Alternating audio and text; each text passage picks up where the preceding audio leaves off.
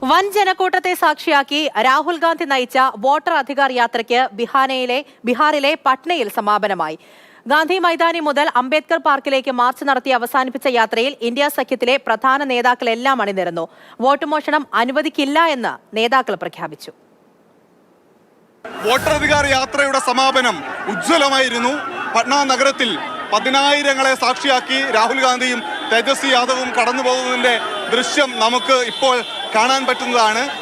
ഇപ്പോഴും ദൃശ്യങ്ങൾ വോട്ടർ അധികാർ യാത്ര സമാപിച്ചിട്ടും പതിനായിരങ്ങൾ പട്ന നഗരത്തിലൂടെ കടന്നു പോകുന്നു.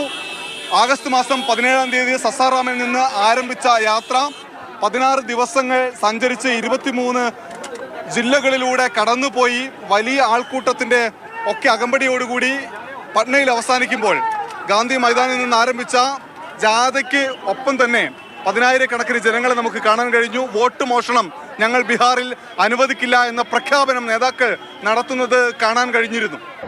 बिहार में जो सरकार चल रही है ये डबल इंजन की सरकार, एक इंजन अपराध में है लगा हुआ और दूसरा इंजन भ्रष्टाचार में लगा हुआ है. 6 മാസത്തിനകം ബീഹാറിലെ സർക്കാരിനെ ജനങ്ങൾ തൂത്തെറിയും. പാവപ്പെട്ടവരെയും ദളിതരുടെയും ഒപ്പം തന്നെ പിന്നാക്കക്കാരുടെയും സർക്കാർ ബീഹാറിൽ വരാൻ പോകുന്നു എന്നാണ് മല്ലികാർജുൻ ഖാർഗെ പറഞ്ഞത്. നേരത്തെ രാഹുൽ ഗാന്ധി ചൂണ്ടിക്കാണിച്ചത് ഞങ്ങളൊരു ആറ്റം ബോംബ് ഇട്ടു, ഇനി വരാനുള്ളത് ഹൈഡ്രജൻ ബോംബാണ്, അത് പുറത്തു വന്നു കഴിഞ്ഞാൽ മോദിക്ക് മുഖം കാണിച്ച് നടക്കാൻ കഴിയില്ല എന്നുള്ളതായിരുന്നു. बीजेपी के लोगों तैयार हो जाओ, हाइड्रोजन बम आ रहा है.